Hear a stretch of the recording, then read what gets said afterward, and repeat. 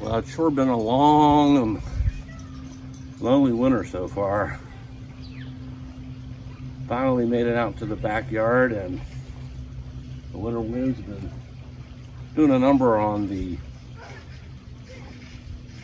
outdoor kitchen, if you call it that. The awning's still intact, but it's moved. So we're gonna try and straighten things up a little bit today. And I've got some steaks I'm gonna put on the grill in just a little bit. But first, we got a few things to take care of.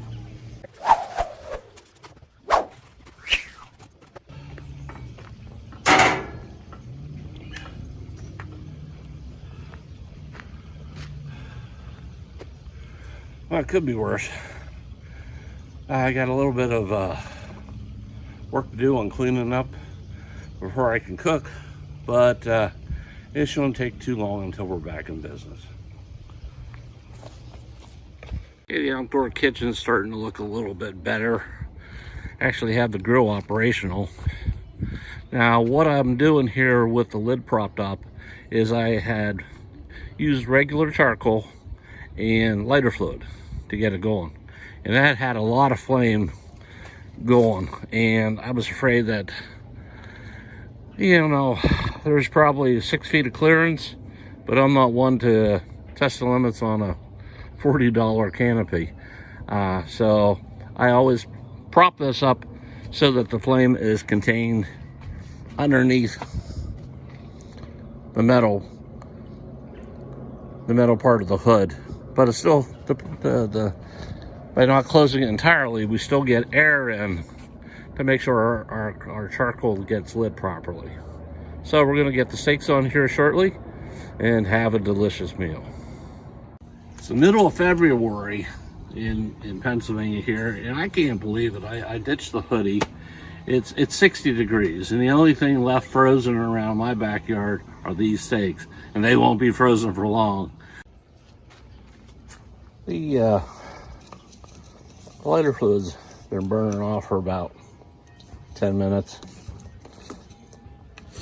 And we're getting a nice ash on the charcoal briquettes. These are just ordinary Kingsford charcoal briquettes. Now, since we're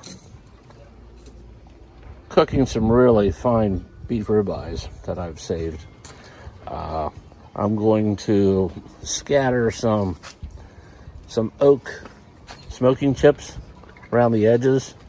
I've always heard that if you use a little bit of oak when you're cooking beef, it'll almost give it like a bacon flavor.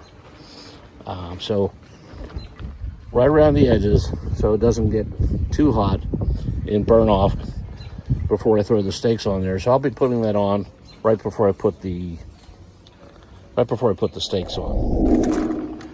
Oh boy, that looks beautiful. I was trying to find smaller steaks, but boy, this last cow we got, pretty nice steaks. And what I'm doing here is I'm putting just a little bit of the juice from defrosting the cow on my oak chips so they don't burn off too fast. And it's good to have a hoodie with pockets. Now, when I like coarse ground pepper, and some people use pepper grinders. I just find it easier to use the coarse ground pepper, lightly coated with a little bit of onion powder. What I got in this pocket yet? I got a little garlic powder. Sure, why not? A little bit of garlic, just a hint. And yep.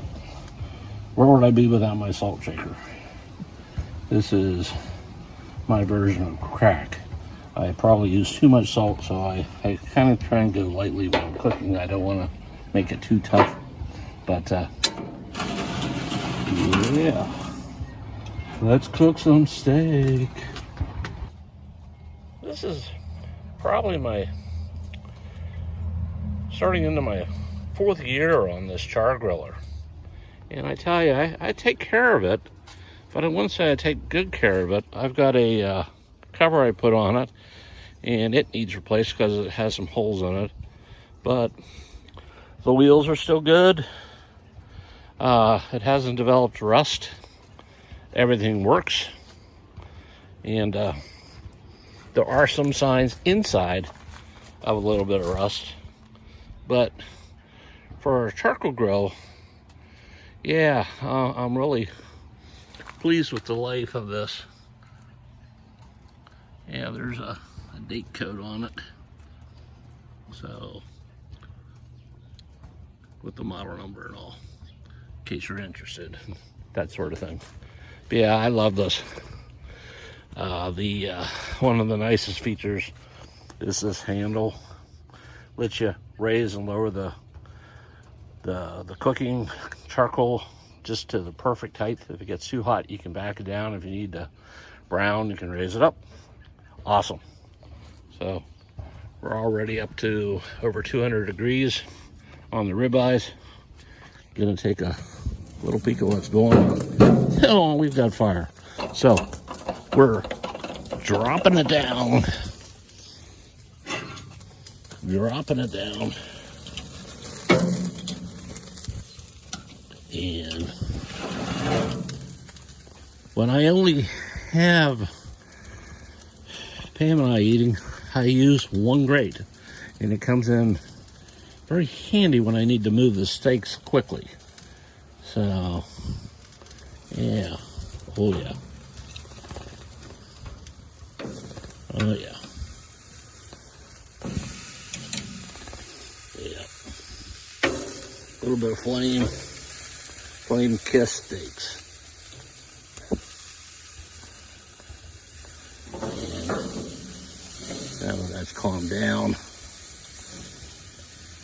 we'll slide it back out there.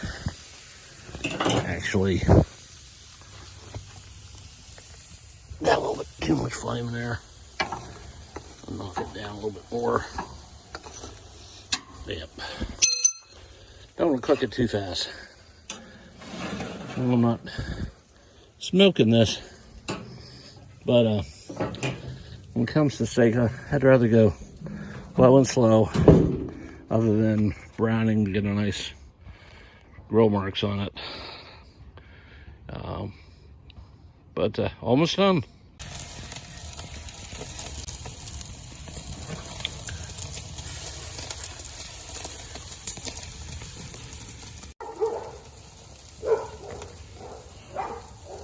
I seem to have aroused the local canine population, but there will be no steak for those mongrels.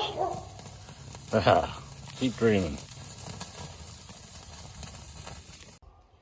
Alright. Only took about 10 or 15 minutes, but boy, oh boy.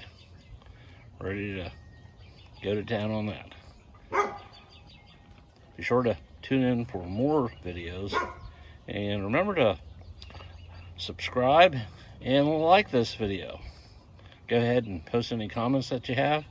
Love to hear your thoughts on grilling the perfect steak. Thanks for watching. Please remember to like, share, and subscribe. And for even more fun things to do, check out our website at www.thefunchasers.com.